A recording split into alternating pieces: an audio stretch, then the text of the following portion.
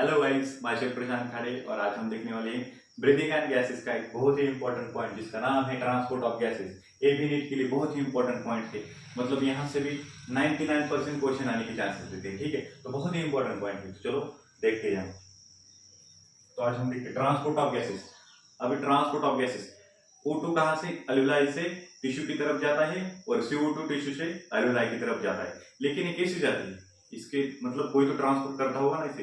तो इसको मतलब ये कैसे ट्रांसपोर्ट होती है, तो ये ट्रांसपोर्ट होते हैं ब्लड के द्वारा। ठीक है, तो ब्लड के द्वारा, तो ब्लड क्या हो जाएगा, is a medium for transport of gases. तो क्या हो जाएगा, ब्लड। ब्लड क्या है, medium for transport of gases. Transport of gases, blood क्या है, मीडियम है ट्रांसपोर्ट ऑफ गैसेस। ठीक है, और कौन से, O2 एंड CO2। ठीक है, यहां तक ब्लड से ये दोनों ट्रांसपोर्ट होते हैं। O2 जाता है एल्वेलाई से टिश्यू की तरफ और CO2 कार्बन डाइऑक्साइड टिश्यू से एल्वेलाई की तरफ। अब यहां तक ठीक हो गया। अब में यहां से हम देखते हैं ट्रांसपोर्ट ऑफ ऑक्सीजन देखते हैं। ट्रांसपोर्ट ऑफ ऑक्सीजन, ऑक्सीजन का हमें ट्रांसपोर्ट देखते हैं। ऑक्सीजन कैसे ट्रांसपोर्ट होता है।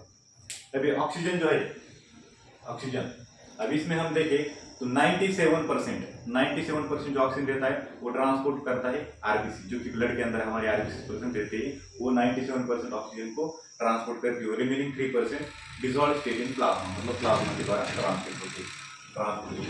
तो पहला पॉइंट क्या है, about 97% of O2 transported by RBCs in blood, ठीक है, as ऑक्सीहीमोग्लोबिन। ऑक्सीहीमोग्लोबिन आरबीसी में ट्रांसपोर्ट होते हैं एज ऑक्सीहीमोग्लोबिन। ठीक है, ये आप बस अभी याद कीजिए, ऑक्सी और हीमोग्लोबिन ये हो गया फॉर्म। और रिमेनिंग जो 3% है, रिमेनिंग 3% ऑक्सीजन जो है वो ट्रांसपोर्ट होता है as a dissolve state in plasma. Dissolved state in plasma. ठीक है, यहां तक आपको समझ में आ गया। बस ये याद करने के पॉइंट है, कुछ नहीं। और ये डायरेक्टली आपसे क्वेश्चन पूछा जाता है। ठीक है, आया हुआ है, पूछा जाता है। ठीक है, अब देखते हैं transport of carbon dioxide. Transport of carbon dioxide. अब ये कार्बन डाइऑक्साइड किस फॉर्म में ट्रांसपोर्ट होता है, तो इसमें से हम देखें तो फर्स्ट पॉइंट क्या है, नियरली नियरली कितना, 20 to 25% जो CO2 रहता है वो ट्रांसपोर्ट होता है बाय आरबीसी इन ब्लड। और ये किस फॉर्म में रहता है, as carbamino haemoglobin. Carbamino haemoglobin. ठीक है, तो ये कितना हो गया, 20 to 25%। लेकिन जो मेजर प्रोपोर्शन में रहता है, मेजर प्रोपोर्शन में वो रहता है मतलब 70% ऑफ कार्बन डाइऑक्साइड जो रहता है वो ट्रांसपोर्ट होता है बाइकार्बोनेट के फॉर्म में। कैसा, बाइकार्बोनेट, बाइकार्बोनेट के फॉर्म में। इसे हम केमिकली बाइकार्बोनेट को ऐसा लिखते हैं HCO3 और सल्फेट माइनस। ठीक है, और रिमेनिंग जो 3% 7% रहता है, यहाँ से 7% ऑफ कार्बन डाइऑक्साइड ट्रांसपोर्ट होता है वो simply dissolve state in plasma. Dissolve state in plasma. तो मतलब बहुत ही इंपॉर्टेंट, ये भी डायरेक्टली क्वेश्चन पूछा जाता है। तो ये दो क्वेश्चन हो गए, O2 किस फॉर्म में ट्रांसपोर्ट होता है, CO2 किस फॉर्म में ट्रांसपोर्ट होता है। 97% ऑफ O2 ट्रांसपोर्ट होता है oxyhaemoglobin in RBCs and remaining 3% dissolve state in plasma. और ट्रांसपोर्ट ऑफ CO2 देखिए हम 20 to 25% जो रहता है तो as carbamino haemoglobin RBC transport होता है। और 70% मतलब major proportion of CO2 transport किस फॉर्म में हो रहा है, बाइकार्बोनेट फॉर्म में हो रहा है। Remaining 7% dissolve state in plasma. अब यहां से हमने देखा आरबीसी में और dissolve state in plasma CO2 transport हो रहा है। वैसे ही आरबीसी में और dissolve state in plasma CO2 भी ट्रांसपोर्ट हो रहा है, लेकिन सिर्फ ये एडिशनल है इसमें, ठीक है। तो याद करने के लिए आपसे मतलब आसान बन जाएगा। तो इतना समझ में आ गया। फिर हम आगे चलते हैं। तो हम आज देखने वाले हैं ट्रांसपोर्ट ऑफ O2। इसमें क्या देखने वाले हैं? ऑक्सीजन हीमोग्लोबिन डिसोसिएशन करो, ठीक है। तो इतना नोट कीजिए, हम आगे बढ़ते हैं।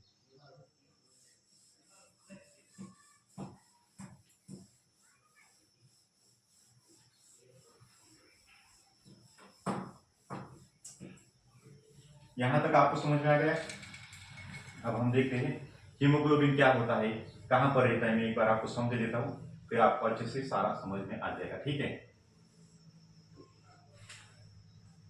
हमारी जो आरबीसी रहती है ऐसी रहती है, मतलब बाय कॉन्केव, इधर से भी और इधर से भी, दोनों तरफ से क्या हो गई? कॉन्केव हो गई ना, तो इसी के कारण हम इसे बोलते हैं बाय कॉन्केव। ये हो गई हमारी आरबीसी। फिर कैसा है इसका? Biconcave, biconcave. इसका डायमीटर कितना रहता है आरबीसी का? डायमीटर ये मैं सारा लिख के दे रहा हूँ, इस मतलब ये कहीं ना कहीं हमारे एनसीईआरटी में दिया हुआ है, लेकिन सबको इंफॉर्मेशन एक ही चैप्टर में नहीं रहती, तो हमें पूरे बायो से इंफॉर्मेशन कलेक्ट करके हमें याद रखनी पड़ती है। तो इसका डायमीटर क्या होता है? 7 माइक्रोमीटर, ठीक है। तो आप याद कीजिए, सेल यूनिट ऑफ लाइट में दिया हुआ है। इसका सेट क्या है? बाइकॉन्केव सेट है। और इसका मेन फंक्शन क्या है? इसके अंदर क्या होता है? रेड कलर एक पिगमेंट रहता है, उसी को हम क्या बोलते हैं? हीमोग्लोबिन बोलते हैं, हीमोग्लोबिन, ठीक है। तो ये क्या बन जाएगी? हमारी आरबीसी। इसके अंदर क्या है? हीमोग्लोबिन। हीमोग्लोबिन क्या है? एक रेड कलर पिगमेंट है, जिसके अंदर क्या रहता है? आयरन प्रेजेंट रहता है। तो red colour iron containing pigment, iron containing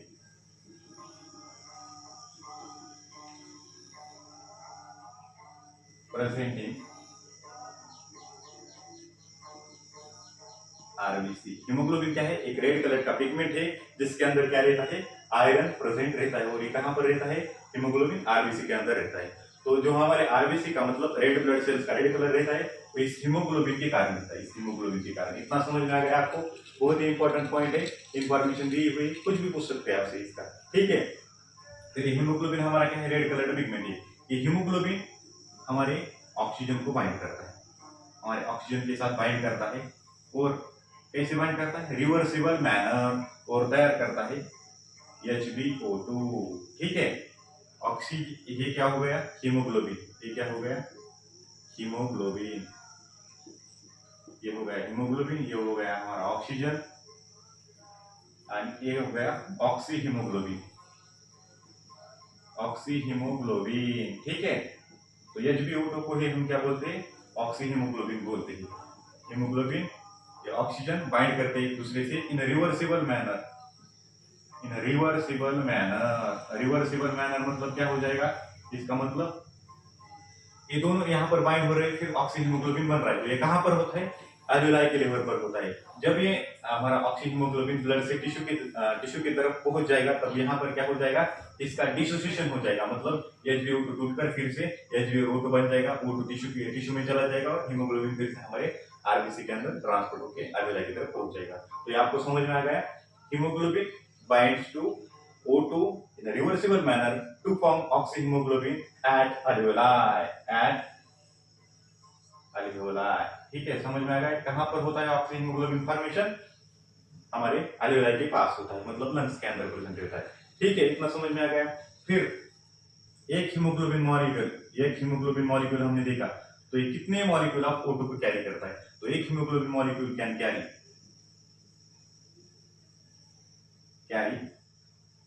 4 molecules of O2। कितने मॉलिक्यूल्स? 4 molecules of O2। तो ये बहुत ही इंपॉर्टेंट पॉइंट है, डायरेक्टली क्वेश्चन पूछ सकते हैं। एक हीमोग्लोबिन मॉलिक्यूल कितने मॉलिक्यूल ऑफ O2 को कैरी करता है? तो 4 मॉलिक्यूल ऑफ O2 कैरी करता है। तो मतलब यहां से हम ऐसा लिख सकते हैं क्या? एक हीमोग्लोबिन मॉलिक्यूल 4 O2 मॉलिक्यूल के साथ बाइंड करता है, ठीक है। इतना आपको समझ में आ गया? बहुत ही इंपॉर्टेंट पॉइंट है। चलो हम आगे बढ़ते हैं।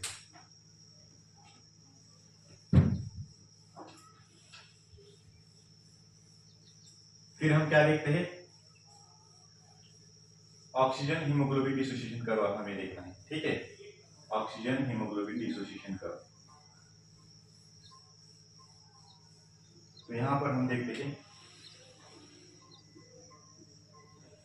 ऑक्सीजन और O2 डिसोसिएशन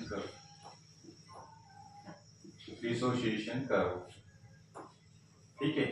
बहुत ही इंपॉर्टेंट कर्व है, इससे एक क्वेश्चन तो मतलब आने के चांसेस रहते हैं, ठीक है। अब मैं कर्व यहाँ पर आपको निकाल लेता हूँ। ये हो गया एक्स एक्सिस, ये हो गया वाई एक्सिस। एक्स एक्सिस पे क्या रहता है देखिए आप,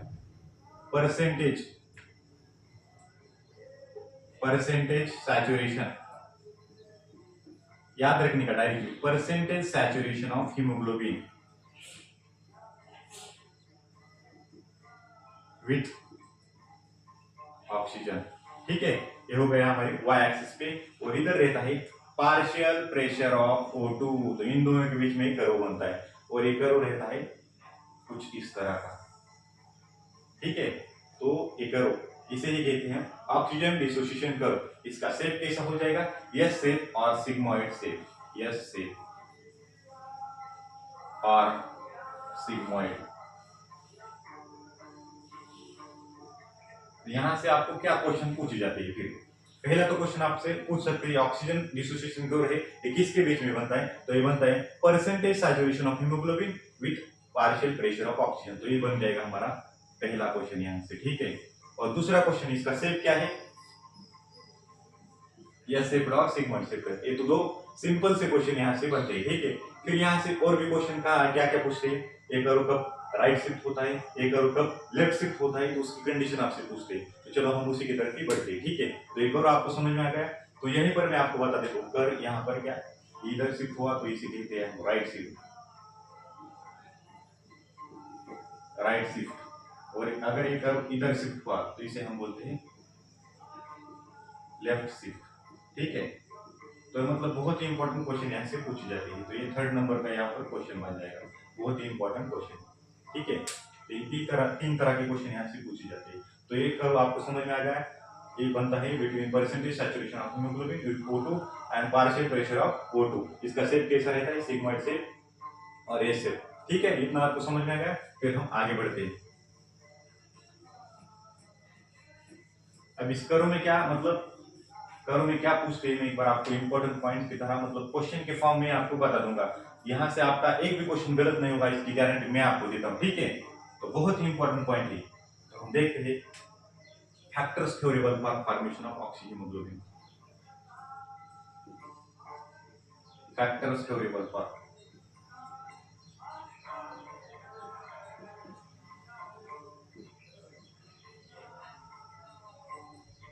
फॉर्मेशन ऑफ ऑक्सीहीमोग्लोबिन,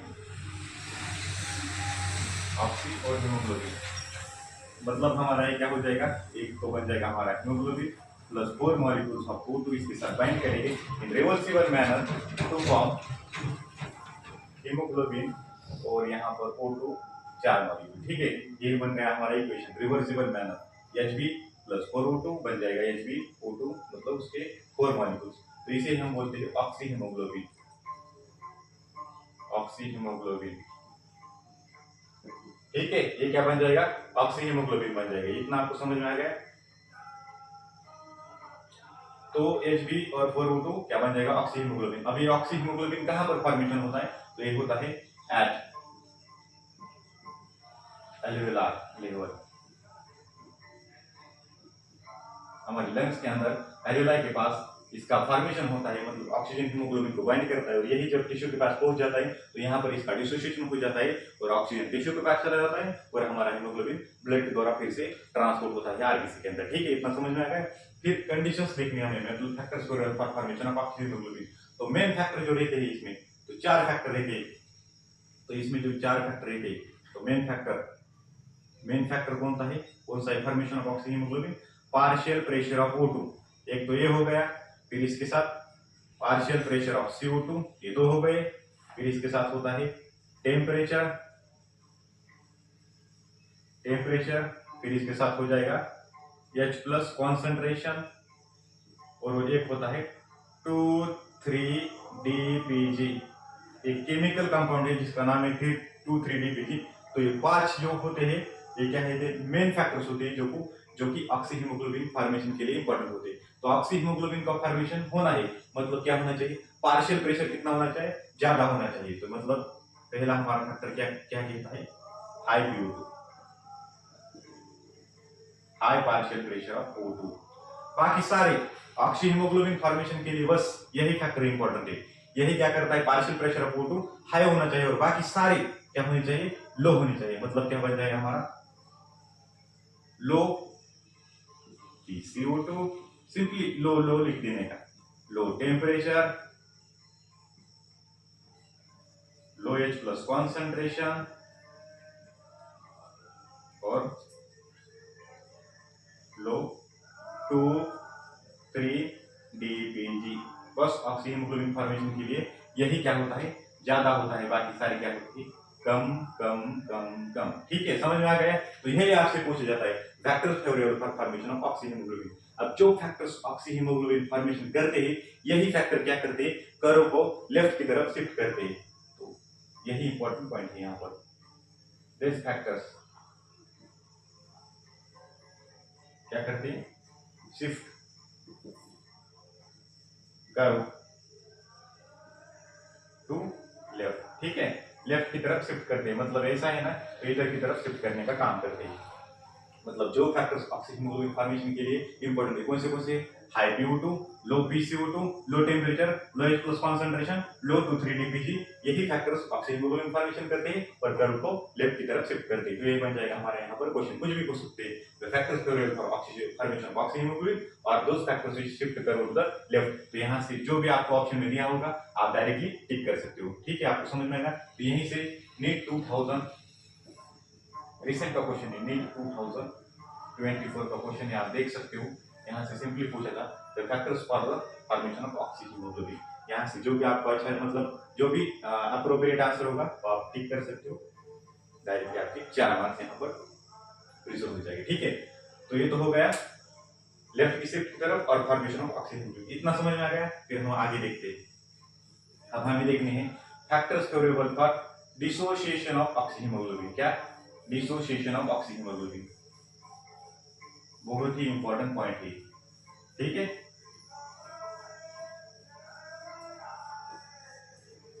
बस ये 5 फैक्टर आप याद रखो, बस O2 और बाकी चारों अपोजिट में रहते हैं और O2 इनके अपोजिट में रहता है। तो factors favourable for dissociation dissociation of oxy haemoglobin. ठीक है, डिसोसिएशन करना है। अभी डिसोसिएशन कहाँ होता है, एट टिश्यू लेवल। ठीक है, ये आपको पता होना चाहिए कहाँ पर होता है, ऑक्सी हीमोग्लोबिन फॉर्मेशन आ रहा है और इसका डिसोसिएशन कहाँ पर होता है, टिश्यू लेवल पे होता है। अब हमें क्या करना है, डिसोसिएशन करना है, मतलब क्या होना चाहिए, ऑक्सीजन का लेवल पार्शियल प्रेशर कम, बाकी से चारों का वैल्यू हाई होना चाहिए। तो यह यहाँ से हमारे कितने 5 फैक्टर, 1 2 3 4 और ये हो गया 5। तो पहला क्या है, लो PO2। ठीक है, पार्शियल प्रेशर ऑफ O2 क्या हो जाएगा, डिसोसिएशन पे कम बन जाएगा और बाकी सारे क्या हो जाएगी, ऑपोजिट इसके, लो PO2 और बाकी सारे क्या, high PCO2, high H plus concentration, high temperature